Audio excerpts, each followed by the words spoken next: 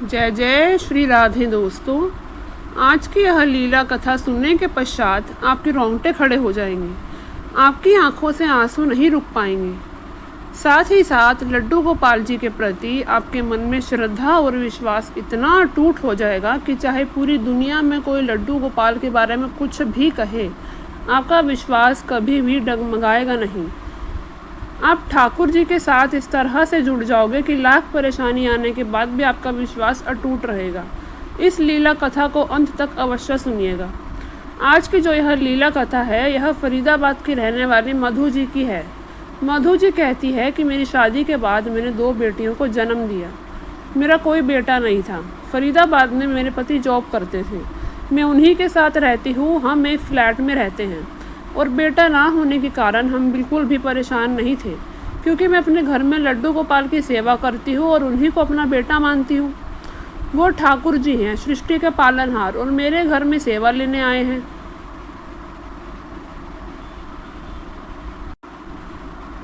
और मेरे साथ उन्होंने पुत्र और माता का संबंध बनाया है। यह मेरा सौभाग्य है। इसलिए हमारे मन में कभी भी यह भाव नहीं आया कि हमारा पुत्र नहीं है। मेरी दोनों बेटियां भी लड्डू गोपाल से बहुत प्रेम करती हैं। वह उन्हें अपना भाई मानती हैं।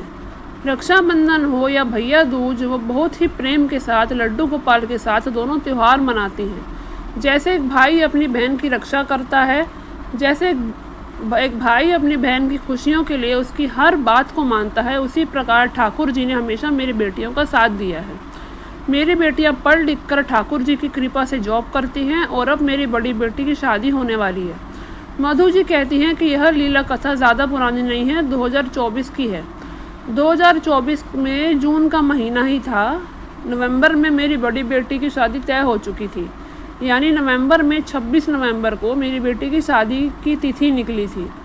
इसलिए हमने प्रोग्राम बनाया कि अगले साल तो हमारी बेटी हमारे साथ नहीं रहेगी, इसलिए हम गर्मी की छुट्टियां मनाने के लिए कहीं बाहर घूमने जाना चाहते थे। मेरी बेटी की बहुत ज़्यादा इच्छा थी कि वह इस बार अपने माता पिता के साथ कुछ दिन के लिए बाहर घूमने के लिए जाए। लेकिन मैं जब भी कभी बाहर जाती थी तो मेरे घर पे मेरी बेटियां लड्डू गोपाल की सेवा करने के लिए हमेशा मौजूद रहती थी। दोनों ही बेटियां बहुत अच्छे से, बहुत ही प्रेम से लड्डू गोपाल के साथ रहती, उनकी सेवा करती, उनकी जिम्मेदारी निभाती। उन्हें कोई दिक्कत नहीं थी। लेकिन इस बार हमारी पूरी फैमिली को गर्मी की छुट्टियों में घूमने के लिए जाना था, और सबसे बड़ी बात यह थी कि हम लड्डू गोपाल को अपने साथ लेकर जाएं या फिर ठाकुर जी को घर पर छोड़कर जाएं। इस बात की हमें चिंता थी कि क्या करें। उन्हें घर पर छोड़कर जाने का बिल्कुल भी मन नहीं था, लेकिन मधु जी कहती हैं कि जब मैंने अपने गुरु जी से इस बारे में पूछा, हम छुट्टियाँ मनाने बाहर जाना चाहते हैं, क्या हम लड्डू गोपाल को ले जा सकते हैं? तो तब उनके गुरु जी ने कहा कि देखो, वो ठाकुर जी हैं, वो भगवान हैं, उन्हें जगह जगह पर ले जाना, उन्हें साथ साथ लेकर घूमना अच्छा नहीं होता। ठाकुर जी के लिए सारी व्यवस्थाएं घर पर ही कर जाओ। मानसिक रूप से ठाकुर जी को अपने साथ लेकर जाओ, क्योंकि जब भी हम कभी बाहर जाते हैं तो आपने देखा होगा, रास्ते में हम कुछ खाते हैं या बच्चे कुछ खाते हैं तो हमारे हाथ झूठे हो जाते हैं। कहीं हम टॉयलेट जाते हैं तो कहीं बैठकर खाना खाते हैं, वहाँ पर प्याज लहसुन भी होता है। किस तरह का भोजन बनता है, किस तरह का नहीं, हमें नहीं पता। मधु जी कहती हैं, उन्होंने मुझे अच्छे से समझाया कि भले ही मेरा उनके साथ बेटे का रिश्ता है, भले ही मैं उन्हें पुत्र मानती हूँ, लेकिन सच्चाई तो यही है कि वह भगवान है, वो ठाकुर जी हैं। हमें इस बात को कभी नहीं भूलना चाहिए कि वह सृष्टि के पालनहार हैं, लड्डू गोपाल हैं, बिहारी जी का बाल स्वरूप हैं। इसलिए उन्हें घर पर ही सारी व्यवस्था करके अच्छे से मानसिक रूप से लड्डू गोपाल को अपने साथ लेकर जाओ। इससे ठाकुर जी भी प्रसन्न रहेंगे और तुम्हें भी कोई आपत्ति नहीं होगी। अब मधु जी कहती है कि हम सबको भी गुरु जी की बात अच्छी लगी और निकलते समय हमने ठाकुर जी के लिए सारी व्यवस्थाएं कर दी। ठाकुर जी के लिए एक घड़े में तुलसी के पत्ते डालकर जल रख दिया और ठाकुर जी के रूम में जो खिड़की थी वह थोड़ी सी खुली छोड़ दी ताकि उन्हें कमरे में घुटन ना हो। ठाकुर जी के लिए एक छोटा सा पंखा चलाकर छोड़ दिया ताकि उन्हें गर्मी ना लगे। उनके नहाने के लिए स्नान जल, उनकी पोशाक, उनका बिस्तर, उनके खाने का सारा सामान, सारा प्रबंध कर दिया। उनके पास बेसन के लड्डू, ड्राई फ्रूट और कुछ ऐसे फ्रूट जो 3 दिन तक ख़राब ना हो, क्योंकि 3 दिन का हमारा ट्रिप था। तो वह कहती है कि अच्छी प्रकार से सारी व्यवस्था करके हमें घर से निकल पड़े। और ठाकुर जी को एक चाबी देकर उनसे आज्ञा ली कि हे ठाकुर जी, लड्डू गोपाल, हमारे लड्डू गोपाल, आप हमारे साथ मानसिक रूप से चलिए और जब जब आपको विश्राम करना हो, सेवा लेनी हो, उस समय पर आप मंदिर में विराजमान हो जाइए। मधु जी कहती हैं, इस तरह से प्रार्थना करके हम सभी लोग गर्मी की छुट्टी मनाने चले गए। हम जाने के बाद बार बार अपने लड्डू गोपाल को याद कर रहे थे, हालांकि हम मानसिक रूप से उन्हें अपने साथ लेकर आए थे, लेकिन फिर भी उनकी याद आ रही थी। लड्डू गोपाल अच्छे से मस्ती तो कर रहे होंगे ना, क्या वो खाना खाए होंगे, क्या उनके मन में क्या चल रहा होगा, हमने गलती तो नहीं की, ये सब बातें चल रही थी। तो वो मधु जी कहती हैं, जब हम खाना खाते थे तो ठाकुर जी को मानसिक रूप से भोग लगाते थे, मानसिक रूप से उन्हें विश्राम, स्नान आदि सब करा देते थे, किसी बात के लिए कोई परेशानी नहीं हुई। एक बार भी मैं ठाकुर जी की सेवा नहीं भूली, क्योंकि इतने दिनों से उनके साथ एक रिश्ता बन गया और हर पल ठाकुर जी हमारे दिमाग में, हमारे मन में, हमारी आत्मा में वास करते हैं। हर समय उनकी छवि हमारी आँखों में रहती है। हर पल मुझे ठाकुर जी की याद आ रही थी। हम अच्छे से घूम रहे थे, पूरे मज़े कर रहे थे, लेकिन बीच बीच में ठाकुर जी का नाम, राधे राधे का ध्यान करने लगी। एक बार एक समय ऐसा आया कि मेरा मन बहुत ज़्यादा विचलित हो गया। मेरा मन इतना ज़्यादा विचलित हुआ कि मुझे घुटन सी महसूस होने लगी। मुझे सांस लेने में तकलीफ़ होने लगी। मुझे ऐसा लग रहा था मेरा जैसे दम घुट रहा है। मेरे पूरे शरीर पर पसीना ही पसीना, ना जाने यह कैसा अनुभव था। उस समय में राधा राधा का जाप करते हुए अपने बच्चों को, अपने पति को अपनी हालत के बारे में बताने लगी। मुझे बहुत ज़्यादा घुटन हो रही है, मुझे सांस लेने में परेशानी हो रही है, आदि आदि।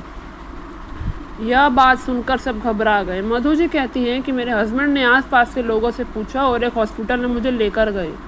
वहाँ पर जब डॉक्टरों ने मुझे चेक किया तो मेरा बीपी भी नॉर्मल था, मतलब मुझे किसी प्रकार की कोई दिक्कत नहीं थी। लेकिन ना जाने क्यों मुझे बहुत बेचैनी हो रही थी, घुटन हो रही थी, सांस लेने में तकलीफ़ हो रही थी। और इस बात को डॉक्टर भी नहीं समझ पा रहे थे कि मेरे साथ ऐसा क्यों हो रहा है, क्योंकि सब कुछ तो नॉर्मल था, बीपी भी नॉर्मल था। अब डॉक्टर जी ने कहा कि कुछ देर आप यहीं आराम कर लीजिए, अगर कोई दिक्कत होगी तो, कोई परेशानी होगी तो उसके बाद हम दोबारा से चेकअप करेंगे। अभी तो हमें ऐसा कुछ नहीं लग रहा कि आपको कुछ है, या हम दवाई दें या इंजेक्शन लगाएं, हम क्या करें, ऐसा तो कुछ है नहीं। कभी कभी ऐसा हो जाता है कि मन घबराता है, घबराहट होती है, तो आप घबराइए मत। अब मधु जी कहती हैं कि हम वहीं हॉस्पिटल में उस रूम में आराम करने लगे।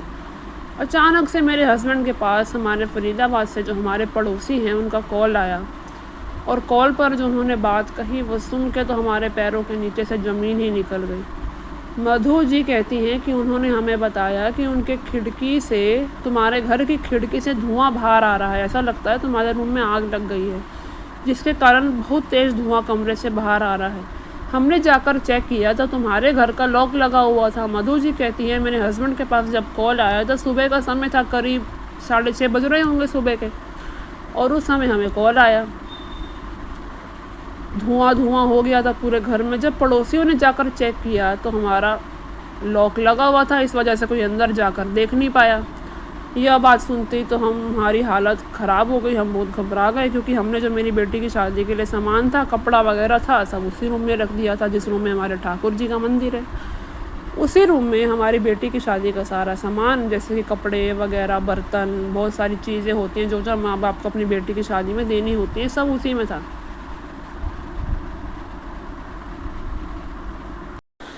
अब तो चलो जैसे तैसे करके हम घर पहुँचे। बहुत जल्दी उसी समय हम वहाँ से निकले, 3 से 4 घंटे में हम पहुँचे। अब पड़ोसन भी क्या कर सकती थी, ना ताला तोड़ के घुस सकती थी, वो मजबूर थी। उन्होंने पानी तो डाला खिड़की से, मगर वो कितना डालते, आग ऐसी लगी हुई थी। अब हमने क्या कर सकते थे, ठाकुर जी बस सब छोड़ के हम वहाँ से निकले कि प्रभु अब आप ही देखो। अब जैसे ही हम गए, हमने घर का ताला खोला, लॉक खोला, जैसे ही उस कमरे में जिसमें ठाकुर जी विराजमान है, जैसे ही उस कमरे में गए तो हमने देखा कि ठाकुर जी के जो पास हम जो पंखा चला के आए थे ना, उसमें शॉर्ट सर्किट हो गया था। अब वो ब्लास्ट हुआ पंखा और उसी से आग लग गई। और हम ठाकुर जी का दीपक भी जला के आए थे, तो दीपक जल रहा था तो वो आग शायद और गहरी हो गई। तो दीपक के पास ही ठाकुर जी विराजमान है, वहाँ उनका आसन था, उनका आसन जल चुका था। और हमारे ठाकुर जी पे भी क्या बोले, ठाकुर जी भी जल चुके थे। अब ऐसे शब्दावली अब मुझे पता नहीं क्या इस्तेमाल करते हैं, लेकिन ठाकुर जी भी उस आग में जो है अब कैसे मैं ये कहूँ, लेकिन हाँ जो सामान था, जो हमारा जो शादी का सामान, जो हमने अपनी बेटी का सामान था, वो सब नहीं जला था। भगवान ने संकट खुद पे ले लिया। कम से कम इस कहानी से हमें ये तो समझ में आ गई कि अपने लड्डू गोपाल को कभी भी घर पे छोड़ के ना जाएं। जी हाँ मित्रों, उन्हें साथ लेके जाएं। अगर हम उन्हें अपना बेटा मानते हैं तो हम अपने बच्चे को घर पे तो छोड़ के नहीं जाते हैं, तो फिर वो भगवान को बच्चा मानने के बाद उन्हें घर पे छोड़ के क्यों जाते हैं। तो उन्हें भी साथ लेकर जाएं, उन्हें असुविधा में ना डाल के जाएं। और बने रहिए। अगर आपको हमारी वीडियो अच्छी लगी हो तो लाइक सब्सक्राइब करें हमारे चैनल को, और लाइक करें हमारी वीडियो को। आगे की वीडियोस के लिए जुड़े रहिए हमारे साथ। जय श्री राम।